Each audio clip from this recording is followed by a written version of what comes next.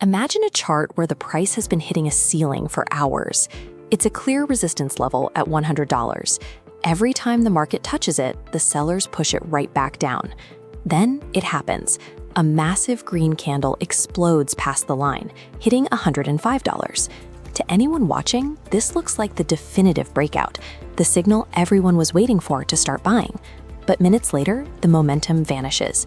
The price aggressively collapses back below the $100 mark. By the time the candle closes, that big green bar has shrunk into a tiny square at $98, leaving a long, thin line trailing above it. Retail traders who rushed in at the peak are now stuck. They bought the strength, but now they're sitting on an immediate loss, watching their stops get hunted as the price continues to slide.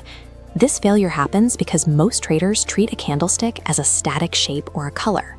They overlook that a single candle is a compressed record of a high-stakes struggle between buyers and sellers within a specific window of time. Avoiding these traps requires looking at how the price behaved at its extremes. We have to analyze the specific points where the momentum actually shifted before the period ended. Every candle is built from the same DNA: the open, high, low, and close. Understanding the relationship between these 4 points is how you distinguish a real move from a fake one. The solid body represents the net progress. It shows where the price started and where the market accepted the value when time ran out. The wicks represent the volatility the body hides. They map out the territory one side during the battle. Let's watch this in real time. The period begins at a $100 baseline. Buyers launch an aggressive push, driving the price to a $115 peak. But sellers counterattack, forcing a retrace to settle at $112. The block carves away, leaving a thin wick. The final candle displays a solid green body, indicating that the buyers technically won this specific trading period. But the wick reveals they faced significant exhaustion and a heavy wall of resistance. Now we apply this mechanical logic back to that failed breakout we saw earlier. In scenario A, the price pierced the boundary, but closed below it, a liquidity sweep to hunt orders.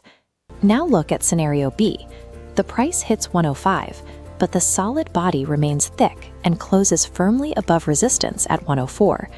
When the solid body closes above a boundary, it signals that the broader market has fully accepted the new, higher valuation. It's no longer a temporary probe, it's an established baseline. This gives us a definitive rule. A long wick shows exactly where the price was rejected, while a solid body close provides the confirmation of where the price was finally accepted. But there is one final variable that dictates what a wick actually means: its geographical location on the chart. Take a candle with a long downward wick. If you see this in the middle of a healthy, established uptrend, the meaning is straightforward. Within that trend, the wick is just a brief pause, a moment where the market absorbed minor selling before continuing up. But look at the exact same shape when it's jammed against a heavy historical resistance ceiling. Against a ceiling, that identical wick signals that the market has hit a wall. It's a sign of total exhaustion and an impending reversal, not a simple pause. This is why memorizing names like doji or hammer often leads to losses. If you ignore the location, the name of the pattern is irrelevant. Candlesticks don't have the power to predict the future. They are simply the footprints of past behavior, showing us exactly where buyers and sellers fought and who retreated. Profitable trading comes from calculating the mechanical pressure within those wicks and seeing how they fit into the broader market structure. Stop looking at the color and start reading the data.